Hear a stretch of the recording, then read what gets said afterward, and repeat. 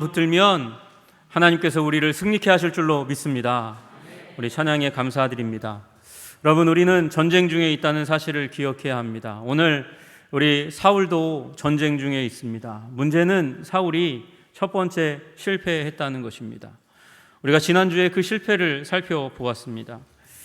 대관식을 가질 때 하나님께서 그에게 말씀하셨어요. 너희는 여호와께서 너희를 위하여 행하신 그 큰 일을 생각하여 과거에 일으키신 그 승리를 기초로 해서 믿음을 가지라는 것입니다. 그런데 사울은 블레셋의 큰 군대를 보았고 병사들은 겁에 질렸고 숨고 타령하는 것도 사울이 보게 되었습니다. 그래서 그 큰 하나님의 구원을 기억해야 했는데 눈앞에 보이는 것에 의해서 믿음이 사그라들었습니다. 불신앙으로 행동했습니다. 그래서 보이는 것에 의해서 행동하고 조급해져서 인내하지 못하고 약속된 날 7일, 그 7일 사무엘이 와야 될 그 날을 다 지키지 못한 채 조급하여서 자신이 번제를 드리는 그런 실수를 저지르고 말았습니다. 사무엘이 도착했죠. 기다림 끝에 도착한 그 사무엘은 제사가 드려진 것을 발견하게 되었습니다. 사실 제사를 드리고 난 다음에 그 다음에 하나님의 뜻을 사무엘이 사울에게 전해야 할 것이었지만 사울이 하나님을 앞서갔어요. 사울이 하나님을 너무 앞서갔기 때문에 그 비틀린 행동 때문에 하나님의 뜻을 사무엘은 전할 수가 없어서 돌아갔습니다.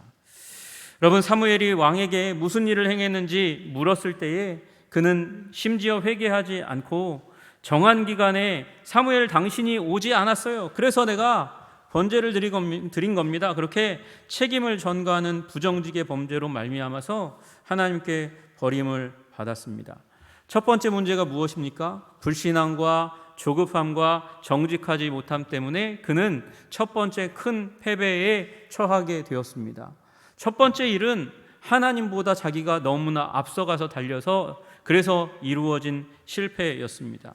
그러나 여러분 기억하십시오. 사무엘상 13장이 끝날 때까지 아직 본격적인 전투는 시작되지도 않았습니다.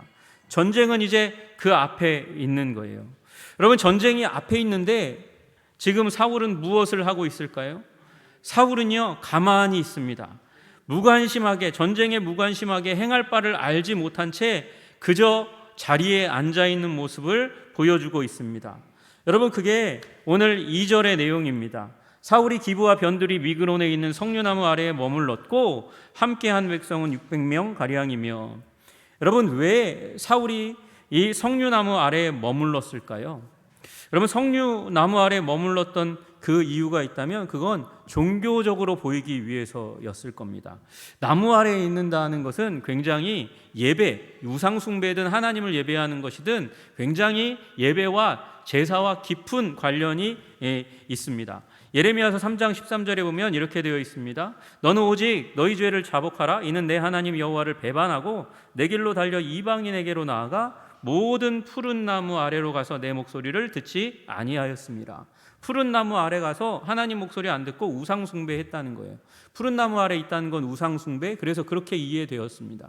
여러분, 반면에 예수님 시대에 나다나엘이라는 제자를 부르실 때 나다나엘이 어디 아래에 있었던 것을 예수님이 지적하십니까? 무화과 나무 아래에 있었던 것을, 그때 무화과 나무 아래에 있을 때 내가 너를 보았다 말씀하는 것을 듣고 나다나엘이 충격을 받지 않습니까? 나다나엘은 묵상의 장소고 기도의 장소입니다. 아마 마찬가지로 사울도 이 가나안의 7대 소산물 중에 하나인 석류나무 아래에서 거룩한 것처럼 보이려고 그렇게 시도했던 것 같아요.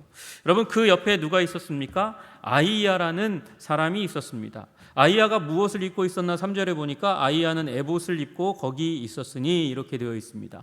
에봇을 입었다는 것은 대제사장이라는 것을 의미합니다. 잘 모를 것 같아서 옆에다가 쭉 설명을 해놓았는데 결론은 그렇습니다. 엘리의 증손자이고 그리고 비느하스의 손자라는 것이에요. 그 이가봇이라는 사람을 기억하시는 분 있을지 모르겠지만 이가봇이 전투에 패한 그날 이 언약궤를 뺏긴 날 태어났기 때문에 하나님의 영광, 언약궤가 이스라엘 백성들을 떠났다. 그래서 이가봇이라고 얘기했는데 그 이가봇의 형제 아히두베의 아들이라고 그렇게 이야기합니다. 그러니까 아이야는 대제사장은 대제사장인데 누구의 계열에 있어요? 엘리의 계열에 있는, 어떻게 보면 망한 제사장 가문의 이 대제사장으로 있다는 거예요. 지금 그가 옆에 있다는 것은, 지금 에봇을 입고 있다는 것은 우림과 둠밈에 의해서 하나님의 뜻을 구하고 있는 과정들 가운데 600명 앞에 굉장히 거룩하게 종교적으로 보이고 싶어하는 그런 모습을 취하고 있다는 것을 우리는 보게 됩니다. 지금 사울이 뭐 하고 있는 겁니까? 사울은요, 사무엘의 버림을 받았는데 사무엘에게 돌아가서 회개하고 바짓끄댕이 붙잡고 여호와의 은총을 구하는 것이 아니라 사무엘의 대체 임무를 데려다가 자기 옆에 두는 것이에요.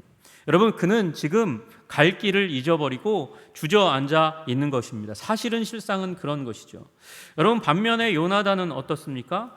요나단은 나섭니다. 1절에 보니까 사울의 아들 요나단이 자기의 무기를 든 소년에게 이르되 우리가 건너편 블레셋 사람들의 부대로 건너가자. 블레셋 사람들에게로 가자. 위험한 지경으로, 전쟁터 가까이로 더욱더 가까이 가자. 그렇게 이야기합니다. 그는 길을 찾으려고 하는 사람이에요. 아버지는 길을 잃었고 아들은 길을 찾습니다. 문제는 그 아들이 아버지에게 떠난다는 얘기, 이 정찰이라도 한다는 얘기를 하지 않습니다. 아버지에게 아뢰지 아니하였더라. 여러분, 왜 이 요나단이 아버지께 아뢰지 않고 군대를 떠나서 저 블레셋 접경으로 갔을까요? 아마도 아들은 알았던 것 같아요. 아버지가 하나님께 버림받음의 선언을 한 이유, 아니 그 이전부터 그 이후까지도 계속해서 하나님과 깊은 관계 가운데 있지 않구나. 종교적인 행동은 하지만 그러나 하나님과의 깊은 사귐은 없구나. 그렇게 생각했던 것 같습니다. 그래서 홀로 나와서 어디까지 왔냐 하면 4절에 나와 있는 대로 요나단이 블레셋 사람들에게로 건너가려 하는 어귀 사이 그쪽에 와 있습니다.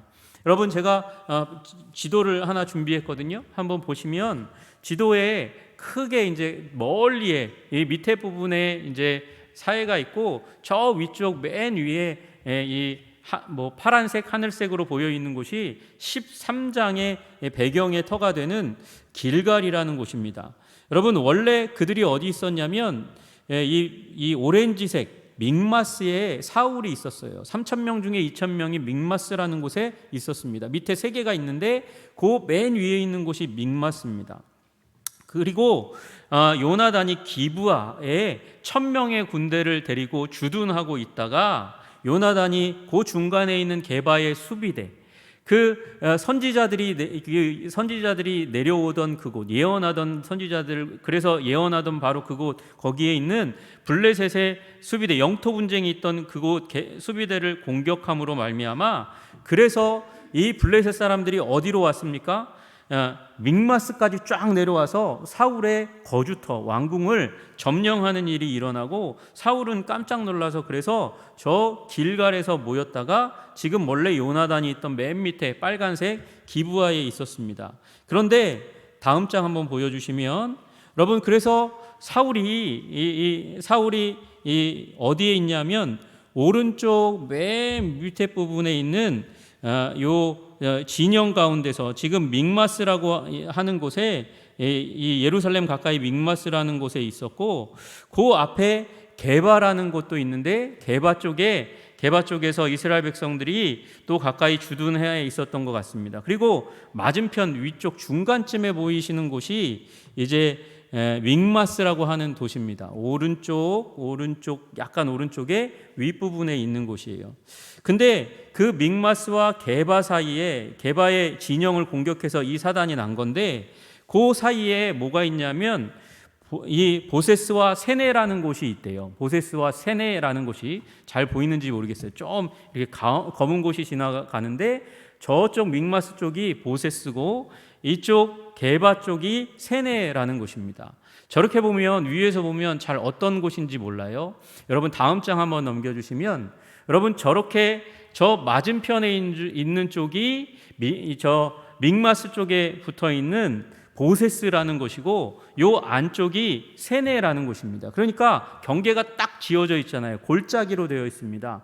그곳은 협곡입니다. 낭떠러지와 같아요. 저기를 내려갔다가는 발다리 부러지기가 십상인 굉장히 가파른 협곡이 그 밑에 드리워져 있습니다. 여러분, 그게 바로 여기 4절에 나와 있는 하나의 이름은 보세스요, 하나의 이름은 믹마스, 이 세네라 하는 곳이 바로 요 경계입니다.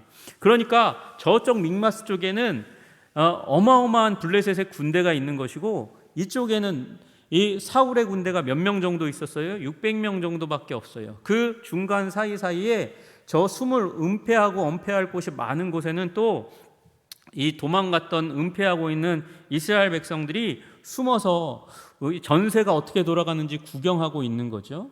여러분, 그 가운데서 와서 요나단이 무슨 얘기를 하냐면, 자기 무기를 든 소년에게 이르되 우리가 이 할례 받지 않은 자들에게로 건너가자, 이렇게 이야기하고 있습니다. 할례 받지 않은 자들에게로 건너가자, 무시하는 말이죠. 여러분, 이 말은 그러나 무시하는 말 이전에 더 중요한 의미가 담겨져 있습니다. 할례 받았다는 것은 하나님의 언약 백성이라는 것을 의미하는 거예요. 하나님의 언약 백성은 하나님이 사랑해서 약속을 주신, 하나님이 특별히 사랑하는 민족, 은총이 있는 민족, 내가 그 민족이고 저들은 그렇지 않으니 우리가 할례 받지 않은 자들 그들에게로 건너가서 그래서 무엇인가를 해보자라고 얘기하는 거예요. 여호와께서 우리를 위하여 일하실까 하노라. 하나님이 일하실지도 모른다. 우리 여호와의 구원은 사람이 많고 적음에 달려있지 않다. 사람이 많다고 이기냐? 사람이 적다고 지냐? 나는 지금 당신과 하나 두 사람밖에 없지만 하나님께서 기회를 주시면 하나님은 우리에게 승리를 주실 수 있다, 그렇게 믿고 있는 거예요. 여러분, 만용이 아닐까요? 이 요나단이 너무나 심한, 허다한 모래처럼 많은 군대 앞에서 두 사람이 도대체 무엇을 할 수 있다고 이런 말을 합니까? 그런데 그가 뭐라고 얘기하냐면, 여호와께서 우리를 위하여 일하실까 하노라, 약간 모호한 대답을 해요. 여러분, 왜 이 말을 했을까요? 요나단이 자신이 없나? 하나님이 우리를 통해 우리를 위하여 일하실까? 안 하실 수도 있다? 뭐 이런 의미인가요? 아니요, 그런 의미가 아니고요. 하나님이 사무엘을 통해서 사울을 버리셨다 말씀하시는데, 왕을 버리셨다 말씀한다 할지라도 하나님은 이스라엘 백성을 언약 백성 삼아 주셨으니 왕은 버렸더라도 이 민족은 구원하시지 않겠습니까? 라는 믿음을 여기 두고 있는 거예요. 또 하나, 이 날이 구원의 날일 수도 있고 아닐 수도 있는 거잖아요.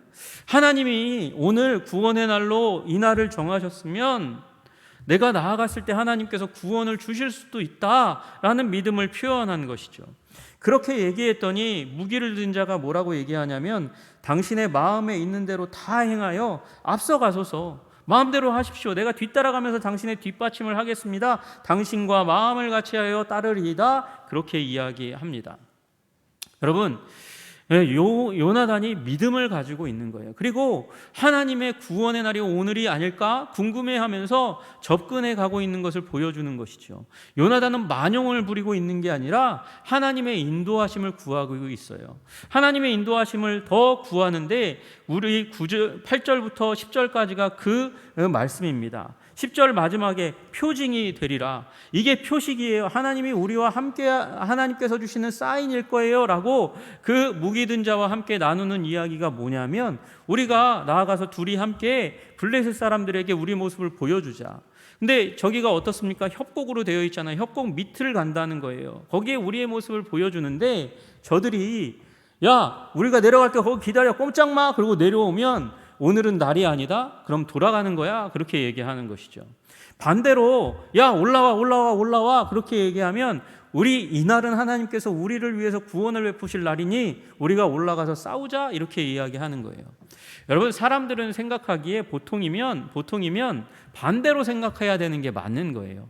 내가 여기 가만히 있는데 저들이 위에서 내려옵니다. 내려오면 그들이 체력을 소모한 거죠. 체력을 소모한 거니까 그 사람들을 요리하고 전쟁에서 이기기가 더 쉬워요.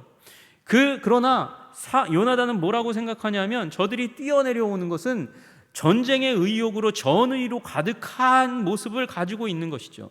그런 상황에서 우리 수적으로도 밀리는데 그 상황 가운데 싸우면 안 된다는 것이에요.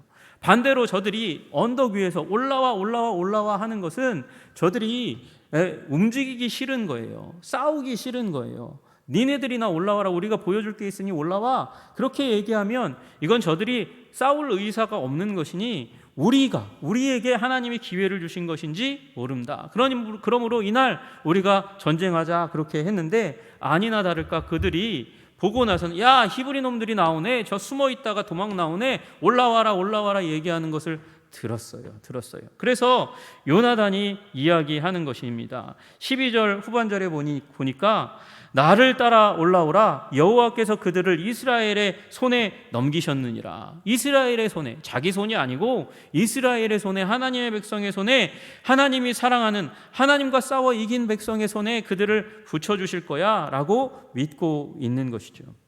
여러분, 그리고 나서 요나단이 그들이 방심하고 있는 틈을 타서 아마 새벽쯤에 올라갔을 것 같아요. 그래서 요나단이 손발로 기어 올라갔다 이렇게 이야기합니다. 여러분, 아까 보셨지만 가파른 절벽과 같아요. 그런데 거기를 어떻게 올라갈 엄두를 냅니까? 여러분, 제가 말씀 안 드리게 있는데 보세스와 세네가 있잖아요. 보세스는 이게 반짝반짝하다, 윤기가 난다는 뜻이에요. 여러분, 반짝반짝하고 윤기가 나는 바위를 올라가면 미끄러져 떨어지면 죽습니다. 이건 살인행위나 다름없는 거예요. 여러분, 반대쪽에 오히려 이 이스라엘 백성 쪽에 있는 세네라는 곳은 약간 이렇게 삐죽삐죽하게 나오는 가시가 있다, 가시처럼 바위가 생겼거나 아니면 가시나무가 많아서 숨기 좋고 올라가기 좋은 곳인데, 여러분, 오히려 보세스를 올라가는 게 더 힘든 일 아니겠어요? 그런데 여러분, 이 오늘 본문 때문에 수지 맞은 사람이 있었어요. 여러분, 한번 1차 대전 때 들어보세요. 1차 대전 때 알렘비라는 장군이 있었습니다. 알렘비라는 장군이 명령을 받았는데 믹마스를 탈환하라는 명령을 받았어요. 그래서 믹마스가 오늘 보신 대로 언덕 위에 있잖아요. 그러니까 언덕 위에 있는 그들을 향해서 나아가서 전투하는 게 이게 대충 했다가는 지기가 뻔해요. 그래서 자기의 사단 전체를 몰고 가서 다 휩쓸어야 된다 그렇게 생각하고 전면 전쟁을 계획하고 밤에 잠을 자는데, 그때 참모 중에 하나였던 사람이 믹마스 어서 들어봤는데 그러고 성경을 찾아보기 시작했어요. 여러분, 그때 영국 군대가 전쟁을 수행할 때 필수품, 그들이 인기 제품이 성경이었대요. 왜냐하면 자기들이 걷고 머물고 밥 먹었던 곳이 성경 가운데 너무 많이 나오니까 여기가 어디지, 뭐 안 되지 막 찾아보더라는 거예요. 그래서 그날도 여기 한번 찾아봐야 되겠다, 믹마스가 어딘지. 그러고 막 찾아봤는데 여기 사무엘상 14장에 딱 걸리는 거죠. 13장도 나왔고 14장도 나왔어. 근데 보니까 요나단과 무기든 자가 올라간 얘기가 나오잖아요. 그래가지고 그 성경책을 들고 가서 알렘비 장군에게 들이밀고 같이 읽습니다. 그리고 요나단이 올라갔대요. 여기 이 땅이 고대의 땅 홀리랜드인데 이것이 잘 변하지 않으니까 한번 조사나 해봤으면 좋겠습니다. 그래서 두 사람을 보내서 길을 찾아보라고, 이 성경에 나와 있는 이 길을 찾아보라고. 그래서 찾아냈다는 거예요. 그 윤기나고 반짝반짝한 그 땅, 그래서 올라가다가는 죽기 십상인 그 땅 가운데서 아주 작은 세미한 길 하나를 찾아냈어요. 그리고 전략을 바꿔버립니다. 이 사단 전체를 끌고 나가서 전투하는 것을 내리고 그 다음에 한 분대가 그 길을 따라서 올라가도록 만든 거예요. 그리고 이 방법 그대로 승리를 거머쥐게 되는 일이 일어나게 됩니다. 여러분, 이 성경 말씀 그대로 그들이 따라했더니 그대로 승리했다는 거예요. 그 전투의 방식이 무엇입니까? 요나단과 무기든 자가 올라갔어요. 올라갔더니 반나절 소 가지고 이 밭을 기경할 수 있는 아주 작은 땅이 나왔고, 그 땅은 아주 숨겨진 땅이에요. 그 위에 또 언덕이 있어서 잘 몰라요. 사람들이 보이지 않아요. 그런데 그곳에 올라가자마자 요나단이 사람들을 엎드려뜨립니다. 13절에 보니까 블레셋 사람들이 요나단 앞에서 엎드려졌다는 말은 지금 요나단이 그들을 쓰러뜨리기만 하는 일에 집중했다는 거예요. 그리고 무기 든 자가 무기를 들고 또 이 뒤를 따르면서 그 무기로 사람을 죽이는 일을 하는 거예요. 요나단이, 아버지가 지금 40세 왕이 되고 1년이 지난 시점이니까 41세 정도 된 거잖아요. 요나단은 10대 후반이거나 20대 초반이에요. 날랜 사람입니다. 그런데 그 당시에 지난주에 보았듯이 철로 된 무기가 별로 없잖아요. 그러니까 나는 싸움을 잘하니까 내가 넘어뜨릴게. 너는 뒤로 쫓아오면서 더 중요한 무기를 네가 든 네가 사람 쓰러진 사람들을 처리해라. 그래서 처리를 했습니다. 죽였습니다. 20명 정도가 순식간에 죽는 일이 일어났습니다. 여러분, 근데 그 전쟁의 소란이 소동이 사람들이 듣고 깨어나면서 공포에 휩싸이는 일이 일어납니다. 공격이 일어나지 않아야 될 곳에서 무엇이 일어났어요? 공격이 일어났어요. 그러니까 지금 이스라엘 백성이 온 사방을 다 에워싸고 우리를 공격하고 있구나, 기습하고 있구나, 깜짝 놀라는 일이 일어나는 거예요. 그래서 15절에 보니까 들에 있는 진영과 모든 백성들이 공포에 떨었고 부대와 노략군들도 떨었다고 이야기하고 있습니다. 공포에 휩싸이는 것입니다. 그리고 그때 하나님께서 무슨 일을 하셨냐면 땅도 진동하였으니 지진을 일으키시는 거예요. 확 일으키시는 거예요. 큰 떨림이었더라. 여러분, 각주를 보니까 밑에 하나님이 떨리게 하심이었더라. 하나님께서 지진을 주시고 그래서 온 블레셋 군대가 공포심 가운데 이제 들어가게 만듭니다. 여러분, 지금 무슨 얘기하고 있어요? 사울은 무지해서 아무것도 안 하고 있을 때 하나님은 요나단을 통해서 전쟁의 승기를 이스라엘에게 주신 거예요. 여러분, 그런데 그 혼란의 일이 사울의 파수꾼에게 이제 캐치되어서 사울에게 보고되었습니다. 여러분, 사울이 그래서 점호를 했어요. 점호를 했더니 두 사람이 벼요. 누가 벼습니까? 자기의 아들과 그의 무기 든 자가 없어졌어요. 아들이면 왕자잖아요. 피부치잖아요. 너무나 사랑하는 그 아들이 전쟁터에 지금 둘만 있는 거예요. 그러면 어떻게 해야 됩니까? 바로 나가야죠. 출정을 해야죠. 그런데 지금 사울이 무슨 일을 하냐면 그 여호와의 제사장에게 뭐라고 얘기하냐면 궤를 가져오라, 그렇게 얘기하는 거예요. 궤를, 하나님의 궤를 가져와, 이렇게 얘기하는 거죠. 하나님의 궤는요, 사실 이때 기란 여아림에 있는 아비나답의 집에 있었어요. 그러니까 가져오려면 시간이 많이 걸려요. 여러분, 그래서 사람들은 이후에 구약 성경 이후에 이제 로마 제국 시대 가운데 70인역 성경을 번역할 때 이거 잘못된 것 같아. 그래서 이걸 하나님의 궤를 에봇으로 바꾸었어요. 에봇 안에 우림과 둠밈으로 갈 건지 말 건지 그렇게 하나님께 묻는 거, 그걸 하기 위해서 한 거니까 에봇을 가져와라, 그렇게 얘기했을 거야. 그래서 바꿔놨어요. 그런데 저는요, 그게 아니고 궤라고 굳게 믿어요. 궤라고. 왜냐하면 여러분, 이게 무슨 의미를 갖고 있냐면 사울은 그만큼 영적으로 무지했다는 거예요. 알지 못했다는 거예요. 여호와의 궤가 어디 있는지도 깨닫지 못하고 있었다는 것입니다. 그리고 그렇게 되었을 때 요 제사장이 얼어버렸어요. 바짝 얼었어요. 왜 그러냐면 이 아히야는 자기의 증조 할아버지와 할아버지가 이 사무엘상 4장에 나와 있는 아벡 전투에서 죽었거든요. 홈니와 비느하스 할아버지가 죽었어요. 그 소식을 듣고 증조 할아버지가 엘리가 죽었어요. 놀래가지고 쇼크로 돌아가셨어요. 그리고 그때 태어난 것이 삼촌인 이가봇이었단 말이죠. 여러분, 그날은 궤가 뺏긴 날이고, 궤가 뺏긴 날은 가정에 비참한 일이 일어난 일이거든요. 여러분, 이 사람이 아히야가 대제사장이면 어떻게 해야 되냐면 언약궤를 가지고 와야 돼요. 그죠? 가지고 와야 돼요. 사무엘은 하나님의 음성을 들었어요. 하나님이 제사장 가정을 버리니까 하나님 음성 들을 사람을 사무엘로 세우신 거예요. 그러니까 자기는 원래 상속으로는 정통 제사장이 아니니까 이 언약궤를 가져오지 않아요. 함부로 가져오지 않아요. 그러면 이 제사장 가문이 가져와야 되잖아요. 가져와야 되는데 이 아히야는 하나님의 궤가 우리 가족을 몰살시킨 날이 있으니까 아파서 그 얘기만 들으면 가슴이 벌렁벌렁하는데 궤를 가져오라 그러니까 바짝 얼어가지고 아무 일도 못하는 거예요. 그러니까 사울이 가만히 있다가 참지 못하고 야, 가자. 전쟁이 이 승기로 확실히 잡힌 걸 보니까 가자, 그러고 출발해서 가는 것이죠. 여러분 왜 제사장에게 뭐라고요? 궤를 가져오라고 했을까요? 거룩해 보이려고, 종교적으로 보이려고. 왜 나무 밑에 있었어요? 거룩해 보이려고, 종교적으로 보이려고. 그런데 하나님과는 교제하지 않는 아들인 거예요. 여러분, 그리고 나서 그가 가서 보니까 전쟁이 왜 이렇게 두 사람에 의해서 갑자기 이렇게 완전히 변하는가 보았더니 그들끼리 싸우는 일들이 일어나요. 왜 그들끼리 싸우나? 처음에는 놀라서 싸웠을 거예요. 기습이니까 누가 적인지 누가 아군인지 모른 채 막 전쟁 칼을 휘두르고 창을 휘두르는 그 가운데 있다가 보니까 누가 이스라엘 사람들이, 히브리 사람이 그 가운데 함께 섞여져 있었거든요. 왜 그랬냐? 블레셋 사람의 영지 가운데 이스라엘 사람들이 살고 있었어요. 살고 있었고 그들이 징집해 오니까 억지로 따라온 거예요. 그래서 히브리 사람도 그 안에 있었어요. 나는 정체성이 하나님의 백성인데 내가 왜 여기 와 있나? 전쟁 나면 나는 어떻게 하지 도대체?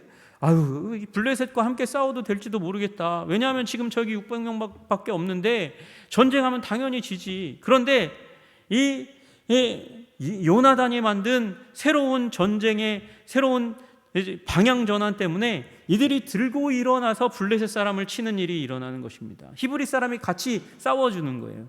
이런 전쟁을 보고 나서 숨어있던, 저쪽에 숨어있고 이쪽에 숨어서 벌벌 떨던 사람들이 언제 내 식량이 떨어지지? 어떻게 하지? 나는 어떻게 하면 살 수 있을까? 했던 사람들이 지금이 살 수 있는 기회다. 일어나서 같이 싸워서 전쟁의 승기를 완전히 바꿔버리는 일이 일어났습니다. 그런데 그 상황 가운데서도 사울은 관망만 하고 조사만 하고 움직이지 않아요. 언제까지? 23절이 맞춰질 때까지. 그 블레셋 군대가 베다웬 그 아이성 가까이까지 도망가는 그 가운데서도 그는 아무것도 하지 않고 있습니다. 그리고 나서 24절에 드디어 전쟁에 들어가는 거예요. 제가요, 이 설교 제목을 어떻게 할까 하다가 지난주에 사울의 첫 번째 패배하고 두 번째 패배하니까 뭔가 싱숭맹숭하고 이거 좀 어떻게 제목을 좀 잘 지어서 여러분이 확 눈에 띄게 할까 하다가 생각해낸 제목이 있어요. 그런데 그 제목을 안 썼어요. 왜? 거룩해 보이지 않을까 봐. 똥볼이라고 지으려고 하다가 사울이 완전히 똥볼 차요. 지금까지도 잘못했거든요. 잘못된 판단, 오판으로 가득 채웠어요. 근데 24절에 결정적인 똥볼을 찹니다. 보세요. 이날에 이스라엘 백성이 피곤하였으니 이는 사울이 백성에게 맹세시켜 경계하여 이르기를 저녁 곧 내가 내 원수에게 보복하는 때까지 아무 음식물이든지 먹는 사람은 저주를 받을지어다. 먹지 말라는 거예요. 먹으면 저주받는다는 거예요. 저녁 때까지 먹으면 안 된다. 여러분, 전투하는데 체력이 제일 중요하잖아요. 여러분, 체력이 어디서부터 옵니까? 먹는 데서부터 체력 오는 거 아니에요? 안 먹고 싸우면 싸우다가도 힘이 빠져가지고 전쟁의 승기를 잡았다가 카운터 펀치 맞으면 밀려날 수 있는 게 전투고 싸움인데, 그런데 먹지 않고 전투를 하라니요. 이게 말이 안 돼. 경건해 보이려고 이런 얘기를 한 거예요. 금식하면 하나님이 승리를 주신다. 여러분, 어디서 들은 건 있어가지고 그런 얘기를 하는 거죠. 그러나 전쟁에 맞지 않은 판결을 내린 거예요. 게다가 동기가 무엇입니까? 동기가 아주 황당하게도 내가 내 원수에게 보복하는 때까지, 내 원수에게 보복하는 때까지, 내 왕궁을 그들이 빼앗았어, 내 영토를 침범했어, 그들은 나의 그래서 원수야. 여러분, 이들은 사울의 원수 이전에 하나님의 원수예요. 언약 백성의 원수예요. 내 백성의 원수요, 하나님의 원수다. 이스라엘 백성의 원수요, 하나님의 원수다. 이렇게 말해도 시원치 않을 판에 나의 원수라고. 지금 원수 갚는 게 이 전쟁의 목표입니까? 하나님의 영광이, 하나님의 목적이 드러나는 것이 이 전쟁의 목표인 거죠. 여러분, 잘못된 동기를 가지고 잘못된 명령을 내렸어요. 그랬더니 무슨 일이 일어났습니까? 이 백성이 피곤합니다. 먹지 못해서 지치고 힘들고 괴롭고 피곤한 가운데 전쟁을 수행하게 되었습니다. 게다가 그 명령을 듣지 못했던 아들 요나단이 전쟁하다가 숲에 들어갔는데 꿀이 흐르는 걸 봐요. 지팡이로 꿀을 찍어 먹었어요. 그 순간 왕의 명령을 어긴 범법자가 됩니다. 어떻게 된다고요? 먹으면 죽을지라. 죽는 저주 가운데 요나단이 처하게 되는 위기가 일어나게 됩니다. 거기서 끝난 게 아니에요. 이스라엘 백성들이 저녁이 되니까 너무 배고프잖아요. 그래서 블레셋 사람들에게 뺏은 전리품 동물들을 잡아서 익지도 않은 채, 피도 빼지 않은 채 먹습니다. 여러분, 피째 먹는 것은 창세기 9장에서 하지 말라고 신명기에, 레위기에 계속해서 말씀하시던 율법의 내용이에요. 근데 너무 급하니까, 너무 허기지니까, 너무 배고프니까 잡자마자 피째 먹어버리는 일이 일어나요. 여러분, 이 사울이 똥볼 차니까, 잘못된 판단을 하니까 아들도 범죄에 빠지고 백성은 피곤에 빠졌다가 범죄에 빠지는 일이 일어나게 되었습니다. 여러분, 그런데 핏째 먹는 것을 보고 이 사울이 가만히나 있으면 좀 좋은데 뭐라고 얘기합니까? 33절과 34절에 걸쳐서 얘기하는데, 너희가 믿음 없이 행하였도다. 너희가 핏째 먹는 거 믿음 없이 행했다는 거예요. 돌을 굴려와라, 큰 돌을 가져와라. 이 제단에서 제사를 드리고 잡아 먹어서 여호와께 범죄하지 말아라. 아니, 누가 범죄했고 누가 믿음이 없어서 이 지경까지 이르렀는데, 이 백성들이 허기져가지고 피를 빼지도 않은 채 먹고 있는데 지금 거기다 대고 무엇이라고 얘기합니까? 너희가 믿음이 없어서 지금 하나님의 법을 어겼다고 그렇게 질책하고 있는 것이에요. 여러분, 이게 종교적인 모습으로만 점철되어 있고 실제적인 영성은 없는 사람의 모습이라는 것이죠.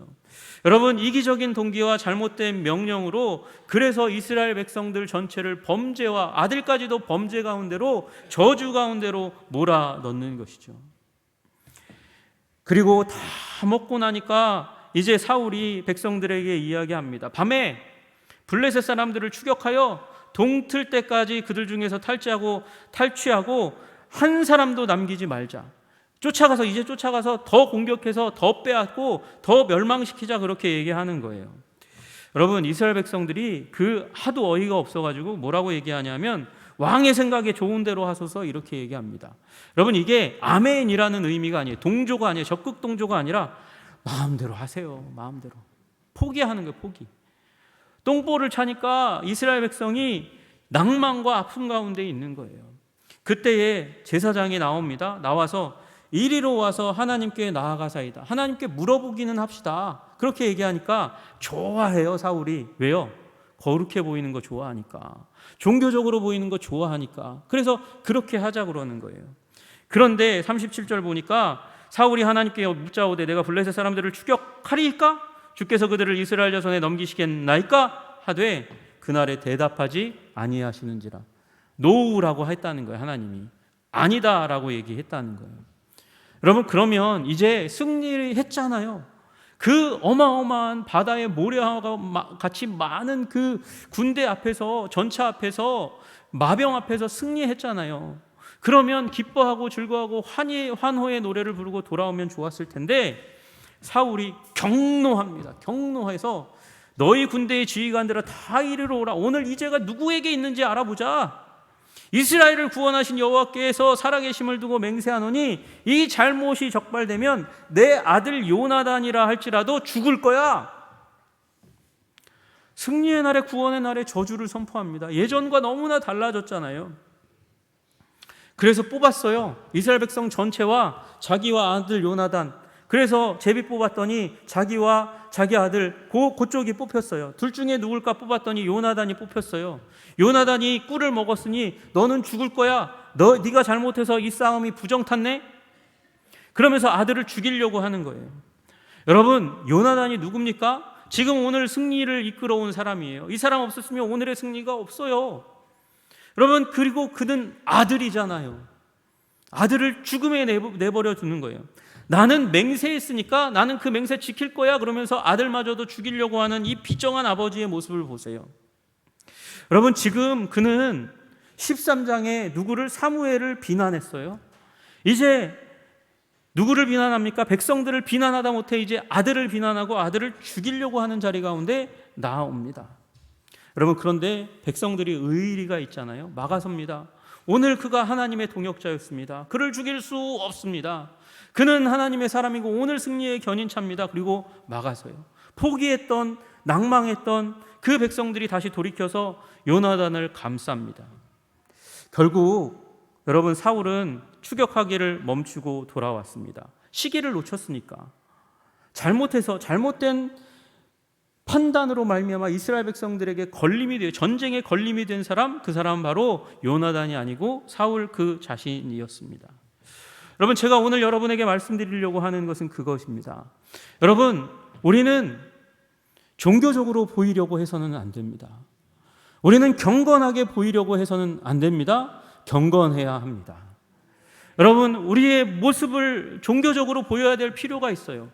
목사가 종교적으로 보여야죠. 거룩한 모습으로 보여야죠. 그래서 목사가 가장 타락하기 쉬운 존재라는 것을 저는 제 영혼에게 채찍질하고 있습니다.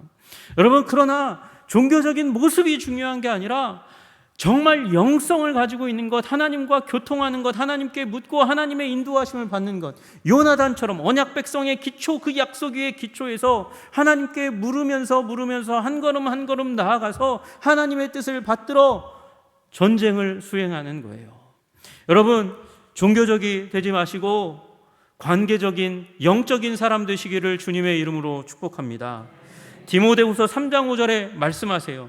경건의 모양은 있으나 경건의 능력은 부인하니. 이런 사람들이 있다는 거예요. 경건의 모양은 가지고 있지만 경건의 능력은 부인하고 없는 사람들이 있다는 거예요. 이 같은 자들에게서 내가 돌아서라 말씀하십니다. 여러분, 그러므로 교회 10년, 20년, 30년 다니면 종교적이 될 수 있습니다. 그러나 거기에 생명이 없습니다. 영적인 사람이 되시기를 주님의 이름으로 축복합니다. 말씀의 기초 위에 서서 하나님께 묻고 몸부림쳐 여러분의 삶에 주어진 전쟁, 전투 가운데 승리하시기를 주님의 이름으로 축복합니다. 예수 그리스도 안에서 하나님은 우리에게 이미 승리를 주셨습니다. 문제는 우리가 예수 그리스도를 붙들고 믿음으로 서서 성령의 인도하심 가운데, 말씀의 인도하심 가운데 하나님을 따를 때 우리는 진정으로 영적인 사람이 되는 것입니다. 날마다 영적인 사람으로 주님 앞에 서서 여러분에게 주어진 전쟁에 승리하시기를 주님의 이름으로 축복합니다. 기도하겠습니다. 하나님 아버지, 사울은 실패했습니다. 요나단은 승리의 견인차였습니다. 이제 오게 될 다윗도 영적인 사람, 하나님을 가까이 하고 찬양하고 경배하고 묻고 하나님의 인도하심을 따르는 사람이었습니다. 주님, 우리가 덜 종교적이 되게 하시고 더 영적인 존재가 되게 하여 주시옵소서. 하나님의 친구가 되기를 원합니다. 하나님의 아들, 딸로 살아갈 수 있도록 주님 우리를 도와주시옵소서. 예수님 이름 받들어 기도드리옵나이다. 아멘.